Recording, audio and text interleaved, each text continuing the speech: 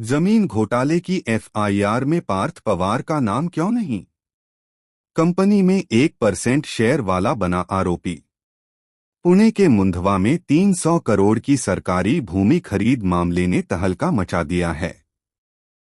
इस मामले में उपमुख्यमंत्री अजित पवार के बेटे पार्थ पवार सवालों के घेरे में हैं। उपमुख्यमंत्री देवेंद्र फडणवीस ने कहा है कि कोई भी दोषी छोड़ा नहीं जाएगा। हालांकि इस मामले में दर्ज की गई एफआईआर में कहीं भी पार्थ पवार का नाम नहीं है।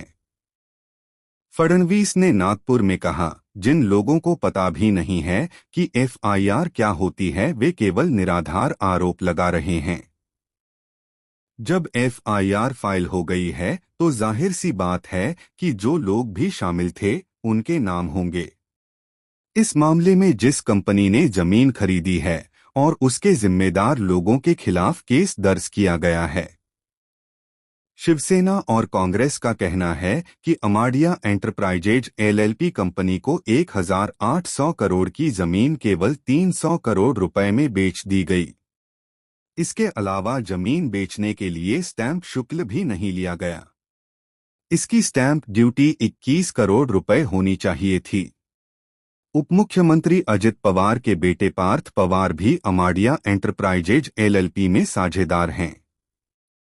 मुंधवा में भूमि की बिक्री का कार्य 20 मई को किया गया था और छावा कामगार यूनियन के 60 वर्षीय संस्थापक अध्यक्ष दिनकर कोटकर ने 5 जून को आईजीआर कार्यालय को पत्र लिखा था कि 21 करोड़ रुपए का स्टाम्प शुल्क माफ कर दिया गया है। उन्होंने आरोप लगाया था कि यह छूट गलत तरीके से दी गई थी। मामले में शिकायतकर्ता संयुक्त जिला रजिस्ट्रार जेडीआर संतोष हिंगाने ने प्राथमिकी में कोटकर से एक पत्र प्राप्त होने की पुष्टि की। उन्होंने यह भी कहा कि शिकायत आवेदन की जांच के दौरान यह पाया गया कि मुंधवा भूमि के विक्रय पत्र को आधिकारिक अभिलेखों में फेरबदल करके निष्पादित किया गया था। एफआईआर में किसका नाम? एफआईआर में पार्थ पवार के बिजनेस पार्टनर दिग्विजय पाटिला का नाम है, जिनका कंपनी में शेयर मात्र 1% है। वहीं पार्थ का शेयर 99% का है।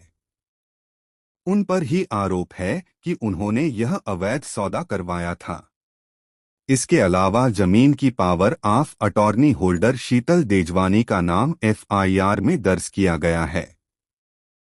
इसके अलावा इसमें 272 अन्य लोगों और सस्पेंड किए गए 2 राजस्व अधिकारियों का भी नाम एफआईआर में है।